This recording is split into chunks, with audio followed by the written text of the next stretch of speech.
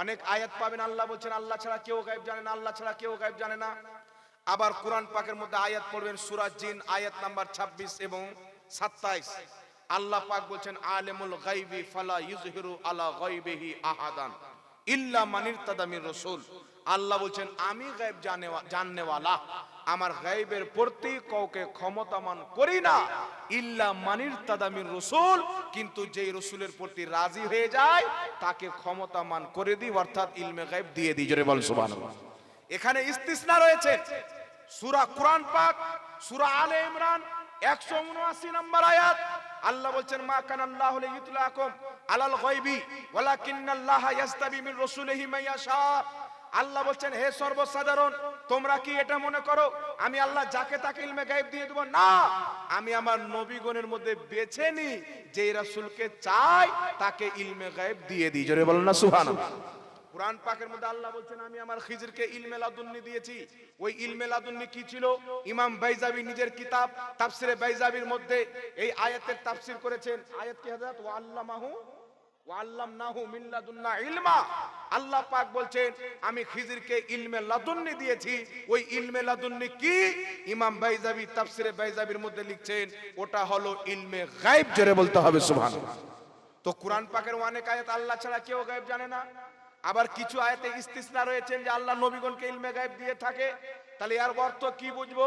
উঠান তাফসিরে নিশাপুরি অসংখ্য তাফসিরে কিতাবের মধ্যে লেখা আছে, খাস করে তাফসিরে নিশাপুরির মধ্যে লেখা আছে নবী যেখানে বলেছেন যে আমি ইলমে গায়েব জানি না, এর অর্থ হচ্ছে আল্লাহ পাকের না জানাতে আমি ইলমে গায়েব জানি না। আর যেই আয়াতে আছে নবীগণকে আল্লাহ ইলমে গায়েব দেয়, এর অর্থ হচ্ছে আল্লাহর দাওয়াতে নবীগণ ইলমে গায়েব জানে। জোরে বলতে হবে সুবহানাল্লাহ। কথা বুঝতে পারছেন কি পারেন না বাবা? এরা বলতে চাই আল্লাহ যখন জানিয়ে দিলেন তো গায়েব কি করে থাকলো? আল্লাহ যখন জানিয়ে দিলেন তো গায়েব কি করে থাকলো? একটা কথা মনে রাখবেন, আল্লাহ তাবারাক ওয়া তাআলার জানানোর পরেও নবীর কাছে এসেও ওটা গায়েব থাকে। কারণ আল্লাহ পাক বলছেন ওয়ামা হুয়া আলাল গায়বি বিদানিন, আমার নবী গায়েব প্রকাশ্য করতে কৃপণতা করেন না। অর্থাৎ আল্লাহ পাকের কাছ থেকে নবীর কাছে যখন চলে আসে তখনও সেটা উম্মতের জন্য গায়েব থাকে। সুবহানাল্লাহ বলতে। আর আল্লাহ বলছেন মাহবুব, আমি যা কিছু তোমার প্রতি অবতীর্ণ করছি এই সমস্ত জিনিস গায়েবেরই খবর। এই জন্য বিরাদর ইসলাম দুই রকম আয়াত, কিন্তু লা মাযহাবি বলেন দেওবন্দি বলেন ইনারা এক শ্রেণীর আয়াতকে নিয়েছেন আল্লাহ ছাড়া কেউ গায়েব জানে না, মানে নবীও গায়েব জানে না। একমাত্র আহলে সুন্নাত ওয়াল জামাত যারা কোরআন বুঝেছেন মুফাসসিরদের মাধ্যমে আল্লাহ ছাড়া কেউ গায়েব জানে না, ওটা হচ্ছে জাতে ইলমে গায়েব। নবী ইলমে গায়েব জানে, ওটা হচ্ছে আল্লাহর দেওয়া ইলমে গায়েব। জোরে বলেন সুবহানাল্লাহ। সুবহানাল্লাহ। কথা বুঝতে পারছেন? তো আমরা কোরআন বুঝলাম কার মাধ্যমে? মুফাসসিরের মাধ্যমে। লা মাযহাবি দেওবন্দি কার মাধ্যমে বুঝলো? ওই যে ওদের বাপ দাদা কিতাবে লিখে দিয়েছেন নবী গায়েব জান না, ওটাই নিয়ে তারা পড়ে আছে।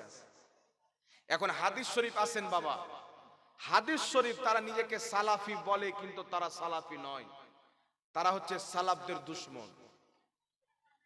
একটি হাদিস মুসলিম শরীফের মধ্যে হযরতে আলী রাদিয়াল্লাহু তাআলা আনহুকে আমার নবী হুকুম দিয়েছিলেন যত উঁচু কবর আছে সব ভেঙে দাও। কথা বুঝছেন বাবা? শুনেছেন এই হাদিস?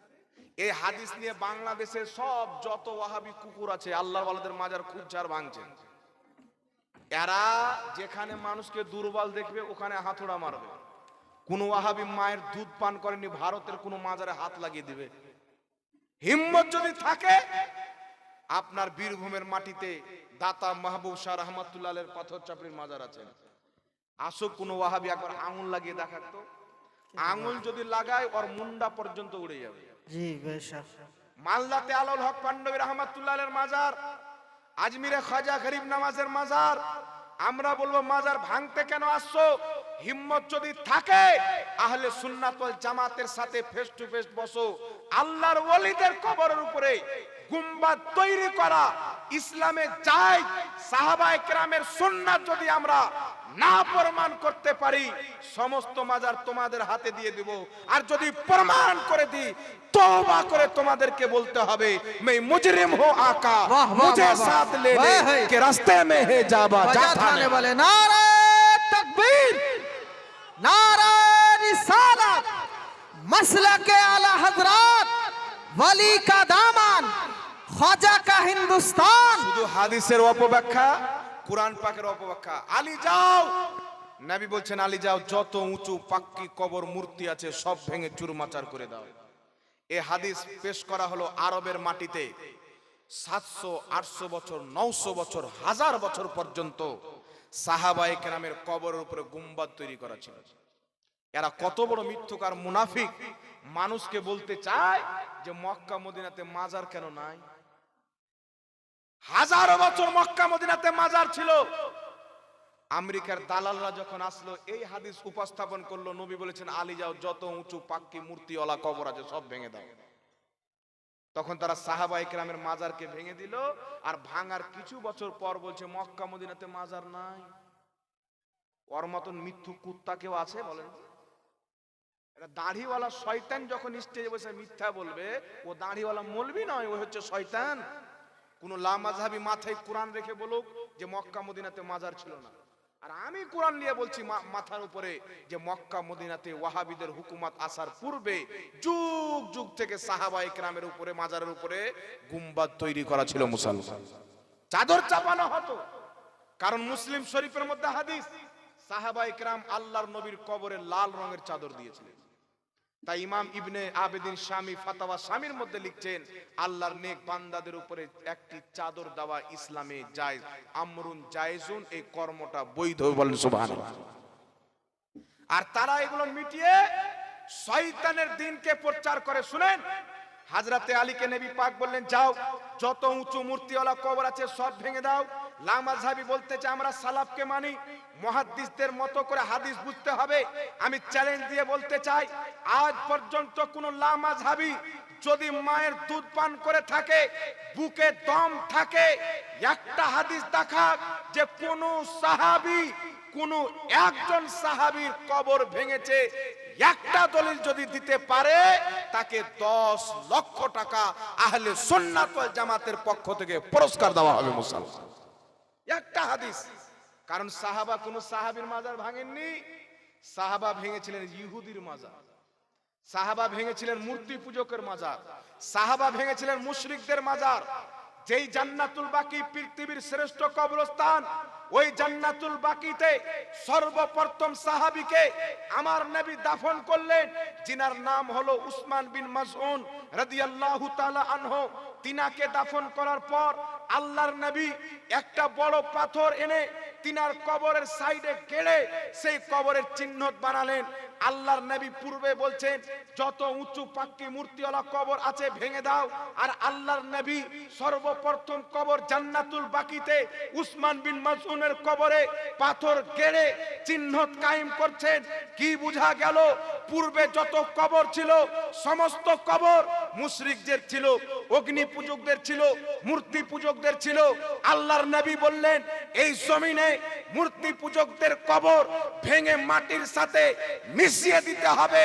আর যদি উসমান বিন মাসউদের মতো মুস্তাফার গোলাম ইন্তিকাল করে, তার কবরের উপরে গুম্বাদ তৈরি করে কিয়ামত পর্যন্ত তার কবরের নিশান রাখতে হবে। নারায়ে তাকবীর, নারায়ে তাকবীর, নারে রিসালাত, মাসলাকে আলা হযরত মুনাজির আহলে সুন্নাত মুফতি জাহাঙ্গীর হোসেন আলম। নবীর একটা হাদিস পড়ে, যেইগুলো হাদিস বুখারী শরীফের মধ্যে হাদিস, ইবনে আব্বাস বর্ণনা করেন রাসূল পাক বলেছেন খারজি মাখলুকের মধ্যে, আল্লাহর সৃষ্টির মধ্যে সবচাইতে নিকৃষ্ট সৃষ্টি আল্লাহর হচ্ছে খারজি। কারা? খারজি। রাসূল পাক বলছেন খারজি এমন একটা নিকৃষ্ট ফিরকা যেইগুলো আয়াত মুশরিকদের প্রতি অবতীর্ণ হয়েছে, সেই আয়াতগুলিকে তারা ফিট করবে আউলিয়া আম্বিয়ার উপরে। যেইগুলো আয়াত কাফিরদের জন্য, যেইগুলো হাদিস নবী কাফিরদের জন্য বলেছেন, সেইগুলোকে মুসলমানের উপরে ফিট করবে। আমি চ্যালেঞ্জ করতে চাই, হযরতে আলীর হাদিস নবী বলছেন যাও যত উঁচু কবর আছে ভেঙে দাও। আপনারা বলেন তো হযরতে আলীর হাদিস মুহাদ্দিস ছাড়া অন্য কেউ বেশি বুঝে? বিমল দাসের বেটা বুঝে? বাংলাদেশের কাজ্জাব খাজ্জাব মাজ্জাব বুঝে? মুহাদ্দিস কি লিখছেন শুনেন, উঠান বুখারী শরীফের সর্বশ্রেষ্ঠ সারা লামাযহাবিরা কিতাবটি ছাপায়, দেওবন্দিরা কিতাবটি ছাপায়, সকলের গ্রহণযোগ্য কিতাব ফাতহুল বারী সারা সহিহুল বুখারী। এই কিতাবের মধ্যে ইমাম ইবনে হাজার আসকালানী বলছেন, আল্লাহর নবী যেই কবর ভাঙতে বলেছিলেন ওইগুলো মুসলমানের কবর ছিল না, কাফিরদের কবর ছিল, মুশরিকদের কবর ছিল, ইহুদিদের কবর ছিল। এই হাদিস নিয়ে মুসলমানদের যারা কবর ভাঙবে তারা মুসলমানকে কষ্ট দিল। তো বোঝা গেল নবী কাফিরদের কবর ভাঙতে বলেছেন, মুসলমানদের কবর তৈরি করতে বলেছেন। बेशक बेशक सुभान अल्लाह हक है। এই ব্যাখ্যাটা কে করেছেন বাবা? ইমাম ইবনে হাজার আসকালানী। উনাকে সবাই মানে, কিন্তু একটা কোন মুহাদ্দিস কোন লামাযহাবী দেখায় যদি বাবার সন্তান হয়ে থাকে আর মুনাফিক যদি না থাকে, একজন মুহাদ্দিস দেখাক যে এই হাদিস নিয়ে কোন মুসলমানের কবর 1450 বছরের মধ্যে কোন একজন কেউ ভেঙেছেন। জান্নাতুল বাকিতে 100 বছর পূর্বে গুম্বাদ তৈরি করা ছিল কবরের উপরে। জান্নাতুল মুআল্লাতে, জান্নাতুল বাকিতে 200 বছর পূর্বে মাজার ছিল, 300 বছর পূর্বে মাজার ছিল, 400 বছর পূর্বে মাজার ছিল, 500 বছর পূর্বে মাজার ছিল, 600 বছর পূর্বে মাজার ছিল, 700 বছর পূর্বে জান্নাতুল বাকিতে, জান্নাতুল মুআল্লাতে মাজার তৈরি করা ছিল, গুম্বাদ বানানো ছিল। এই 600 700 বছর 800 বছর কত বড় বড় মুহাদ্দিস মক্কাতে জন্মগ্রহণ করেছেন, কত বড় বড় ইমাম মদিনাতে জন্মগ্রহণ করেছেন, বিখ্যাত ফকিগণ মক্কা মদিনাতে জন্মগ্রহণ করেছেন। সারা পৃথিবীর ফকি, সারা পৃথিবীর মুহাদ্দিস হজ করতে মক্কা মদিনা গিয়েছেন, তারা কেউ বলেননি মক্কাতে মাজার তৈরি করা আছে ভেঙে দিতে হবে, মদিনাতে তৈরি করা আছে ভেঙে দিতে হবে। কারণ প্রত্যেক মুহাদ্দিস, প্রত্যেক ফুকাহায়ে কেরামের এটাই মাসলা, আল্লাহর ওলিদের কবরের উপরে গুম্বাদ বানানো ইসলামে জায়েজ আছে। জোরে বলতে হবে সুবহানাল্লাহ। बेशक हक है सुभान আর अल्लाह। প্রত্যেক মুহাদ্দিসের ব্যাখ্যা হলো, নবী যেই কবর ভাঙতে বলেছিলেন ওই কবর কোন মুসলমানের ছিল না, মুশরিকদের ছিল। কাদের ছিল বাবা? তো নবী মুশরিকের কবর ভাঙতে বলেছেন। সাহাবায়ে কেরামের কবরকে নবী পাক চিহ্ন দিয়েছেন পাথর দিয়ে। কথা বুঝতে পারছেন? সুনানুল কুবরা লিল বাইহাকির মধ্যে হাদিস, রাসূলে পাকের সাহাবী বলছেন, আল্লাহর নবীর কবর যেমন উটের কোহান, উটের পিঠের উপর একটা চূড়া থাকে না বাবা, কি বলেন আপনারা ওটাকে? চূড়া বলেন তো নাকি? উটের পিঠের উপরে দেখবেন একটা চূড়া উঁচু হয়ে থাকে। সাহাবা বলছেন আল্লাহর নবীর কবর উটের চূড়ার মতন অনেক উঁচু ছিল। জোরে বলতে হবে সুবহানাল্লাহ। নবীর কবর কে বানিয়েছিলেন? কোন কাফির? কোন মুসলমান? সাহাবায়ে কেরাম বানিয়েছিলেন। আর নবী মুস্তাফার কবর ছিল উঁচু। তো বুঝা গেল মুসলমানদের কবর উঁচু হলে কোনো সমস্যা নাই। নবী যেই কবর ভাঙতে বলেছিলেন মুশরিকদের কবর ভাঙতে বলেছিলেন। এটা আমার ব্যক্তিগত ফতোয়া নয়, ইমাম ইবনে হাজার আসকালানী বুখারী শরীফের সারা ফাতহুল বারীর মধ্যে উল্লেখ করেছেন। আমি যেমন একটা নির্ভরযোগ্য কিতাবের রেফারেন্স দিলাম, যদি কোনো আহলে হাদিস থাকে, বিমল দাসের বেটা হোক বা তার 14 গোষ্ঠী হোক, একটা মুহাদ্দিসের দলিল দেখাক যে তিনারা বলেছেন আল্লাহওয়ালার মাজার ভাঙতে হবে, একটা যদি দেখাইতে পারে 10 লক্ষ টাকা তাকে পুরস্কার দেওয়া। সুবহানাল্লাহ হবে না? একটু জোরে বলেন না সুবহানাল্লাহ। তো হিম্মত থাকলে দেখাক। তাদের যারা চেলা চামট আছে, বিমল দাসের বেটার মাযহাব যারা মানে, বিমল দাসের বেটার যারা তাকলিদ করে, এদেরকে যখন বলবে তুমি তো বিমল দাসের বেটার তাকলিদ করো, এ বলবে যে আমরা কি তার তাকলিদ করি নাকি? সে তো হাদিস দিয়ে দলিল দেয়। মানে বিমল দাসের বেটা হাদিস দিয়ে দলিল দিয়েছে, আর ইমামে আজম আবু হানিফা সমুদ্রের পানি দিয়ে দলিল দিয়েছে নাকি? কোথায় 5 লক্ষ হাদিস জাননেওয়ালা, আর কোথায় গাঁজা খেতে খেতে দেখছে ধর্ম ব্যবসা খুব বেশি চলে। জাকির নায়েক সাহেব দেখলেন যে ডক্টরি করে দিনে যদি আমি 20,000 টাকা ইনকাম করি, ধর্মর ব্যবসা যদি চালু করি, তাহলে সৌদি আরব থেকে কোটি কোটি টাকা জাকাতই পেয়ে যাবো। তখন একটা চটি ইংরেজি অনুবাদ কোরআন পাক কিনলো, আর সেই কোরআন পাক পড়তে আরম্ভ করলো। আর নাসিরউদ্দিন আলবানীর সিলসিলায়ে আহাদিসে সহিহ আর জয়ীফা, এই 3-4টা বই কিনলো, হিন্দু ভাইদের কিছু কিতাব কিনলো, তারপরে আপনার খ্রিস্টানদের ইহুদিদের কিতাব বাইবেল টাইবেল এগুলো কিনলো, কেনার পরে এইগুলোকে পড়লো, পড়ার পর সৌদি আরব থেকে কয়েক কোটি টাকা জাকাত নিল, জাকাত নেওয়ার পর কয়েকটি লোককে ফিট করলো, সবাইকে 2টা করে প্রশ্ন দিল। কটা করে? 2টা 3টা একটা প্রশ্ন দিল, এ হযরত এই প্রশ্নটা আপনি 15 দিন পর ওখানে জালসা হবে, এই প্রশ্নটা আপনি করবেন। উনাকে দিয়ে দিলে এই প্রশ্নটা আপনি করবেন, উনাকে দিয়ে দিলে এই প্রশ্নটা আপনি করবেন। আর যারা আসবে ভিআইপি বিরিয়ানি টিরিয়ানি খাওয়াবে, লোক যেন লোড লেগে যায়। এমবিবিএস ডক্টর ছিল, লোকের সাথে পরিচিত ছিল, লোককে জামা করলো, 15 দিনে প্রশ্ন দিয়ে দিয়েছেন 5 জনকে, একটা করে 5টা প্রশ্ন। টাইম হলো 15 দিন। তো আয়াত নাম্বার কোন কথা রে, আয়াতে কয়টা অক্ষর আছে ওটাও মুখস্থ করা যাবে। কথা বুঝতে পারেননি? জি, আমি আপনাকে 15 দিন পূর্বে লিখে দিলাম এই প্রশ্ন করবে। ওর মজলিসে গিয়ে জাহাঙ্গীর মৌলভী মাইক পাবে না, মাওলানা সাগির আহমদ সাহেব মাইক পাবেন না, এখানকার হুজুররা বসে আছেন ইনারা মাইক পাবেন না। ওর মঞ্চে যাকে প্রশ্ন লিখে দেওয়া হয়েছে সেই ব্যক্তি মাইক পাবে, তাছাড়া কেউ পাবে না। আপনি চান্সই পাবেন না। আপনি যদি ঢুকতে পান তো সবারই পিছে থাকবেন, আপনার কোনো সুযোগ নাই। কারণ আপনি এমন প্রশ্ন করে নেবেন বেটা জানে না। আর 5টা লোককে ফিট করে দিল, 15 দিন পর প্রশ্ন দিয়ে দিল।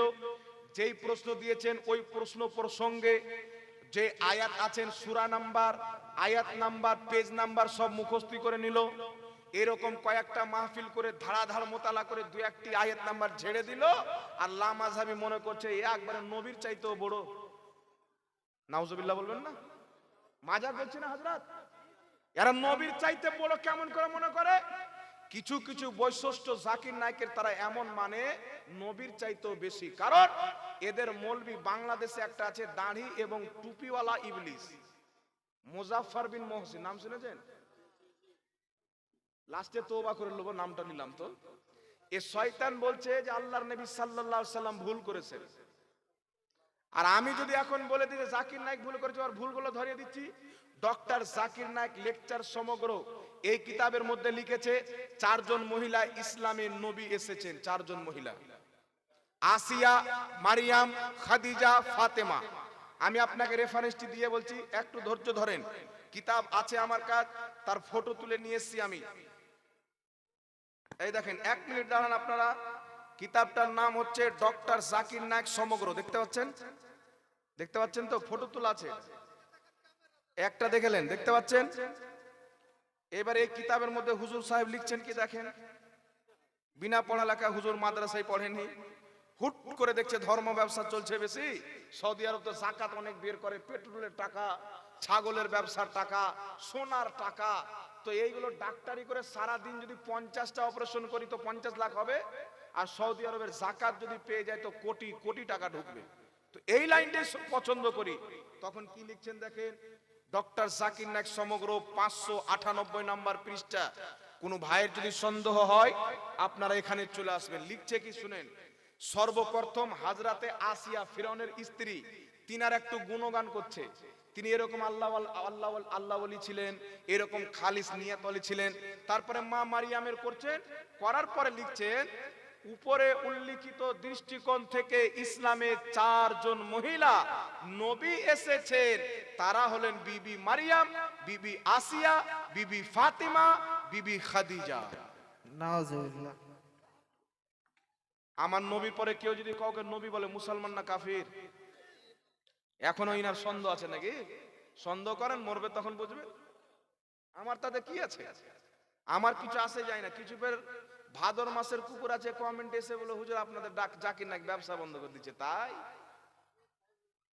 আমাদের নাকি ব্যবসা বন্ধ করে দিচ্ছে। আচ্ছা বলেন তো বাবা, আমি যখন বক্তা ছিলাম না আমাকে রুজি আল্লাহ দিচ্ছিল কি দিচ্ছিল না? আমি যদি বক্তব্য দেওয়া বন্ধ করে দিই, আল্লাহ কি রুজি দেওয়া বন্ধ করবে? কেউ ফজরের নামাজ পড়ে না, রুজি আল্লাহ দেয় কি দেয় না? জোহরের নামাজ পড়ে না, দেয় কি দেয় না? এ বেটারা বলছে ধর্ম ব্যবসা করে যাবে। 14 বছর মাদ্রাসায় পড়েছি, 14 বছর পড়ার পর যদি লেকচার দিত আমি ধর্ম ব্যবসা করছি না তোমার বাপ নায়ক প্যাট কেটে বক্তব্য দিচ্ছে ও ব্যবসা করছে? ধর্ম ব্যবসা কে করলো? এই বক্তব্য দেওয়ার কারণে 14 বছর বাপ মাকে ছেড়ে নাবালিগ অবস্থায় মাদ্রাসায় গিয়েছি বাবা। আমার বয়স বর্তমানে 28 বছর বয়স। 14 বছর মাদ্রাসায় পড়াশোনা করেছি। 14 বছর পড়াশোনা করার পর স্টেজে এসে 10টা মানুষকে বুঝাচ্ছি ইলমে তাফসীর, ইলমুল বালাগা, ইলমুল মান্তিক, অসংখ্য ইলম অর্জন করেছি।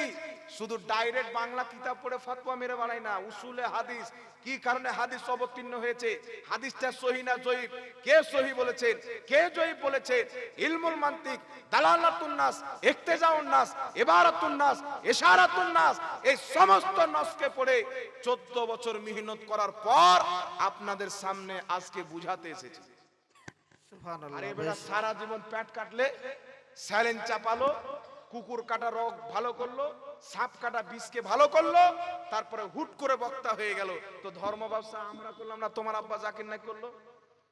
কে করলো ধর্ম ব্যবসা বলে? বলছেন নবী ভুল করেছেন, কিন্তু জাকির নাইকের কোনো ভুল নাই। তাহলে বলেন তো, জাকির নাইককে বড় মানলো না নবীকে বড় মানলো? একটু জোরে বলেন।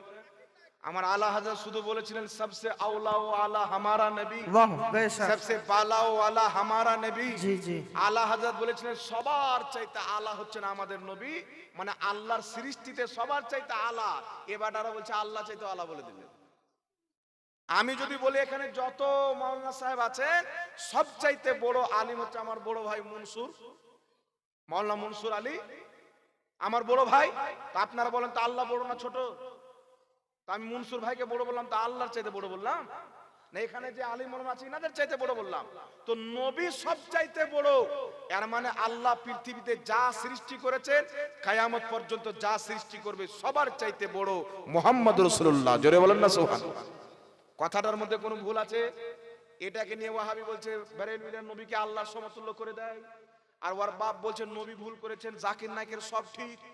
আমার কাছে ভিডিও আছে, আরবের একজন শেখ বলছেন মুহাম্মদ সাল্লাল্লাহু আলাইহি ওয়াসাল্লাম ভুল করেছেন, সাহাবা ভুল করেছেন।